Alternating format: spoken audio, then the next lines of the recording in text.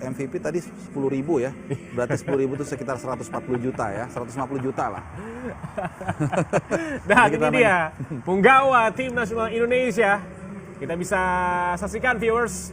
Dimulai dari Egy Malfikri, Evan Dimas, Irfan Jaya, Asnawi Alam, Kusedi Haryudo, kemudian juga ada Rahmat Irianto dan Arhan, Ezra Walian, Abimanyu, Nadeo, Riju Tomo ini juga sebetulnya punya potensi, tapi entah mengapa ya pada awal laga dia mengalami cedera hingga pada akhirnya dia bisa untuk meneruskan lagi. Justru banyak yang mengatakan karena dia overtraining, ya, karena memang dia terkenal sekali sangat gym freak ya istilahnya, jadi sering terlalu berlatih keras karena dalam sepak bola itu diperlukan juga kelenturan ya, kalaupun kadang-kadang pemain kalau terlalu berotot ini juga dia kaku kan, sepak bola kan dinamis ya selama 90 menit ya. Misalnya kita lihat Ronaldo, dia bukan hanya selalu nge-gym tapi juga kadang-kadang berenang, kemudian juga olahraga cabang yang lain supaya ototnya itu justru lentur. Jadi massa otot itu tinggi tapi juga lentur. Nah, ini yang mungkin kalau saya lihat ya dari luar, Riju Tomo ini agak sedikit overtraining, jadi agak sedikit. Saya masih ingat betul ya ketika dia bermain bagi Persija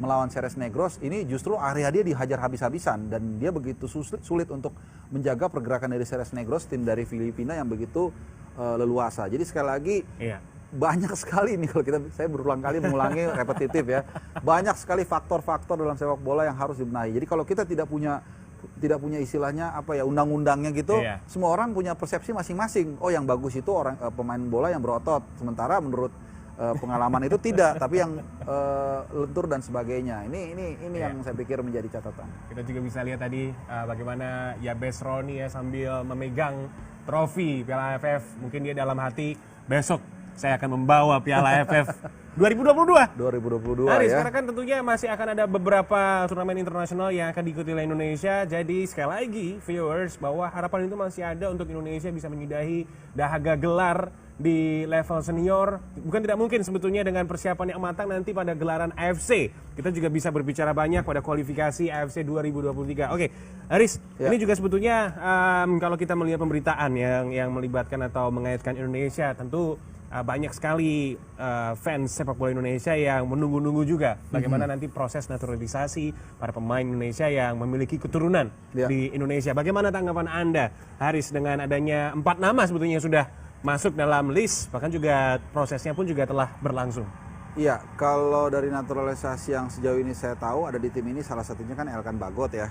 Elkan Bagot ya menurut saya masih belum bisa dinilai secara fair. Dia baru bergabung sangat sebentar. Tapi yang jelas begini, secara umum di seluruh dunia, bahkan dari zaman dulu di Madrid pun Alfredo Di Stefano itu juga naturalisasi ya. Mauro German Camoranesi di Italia juga naturalisasi, banyak sekali naturalisasi di dunia. Cuman masalahnya naturalisasi seperti apa?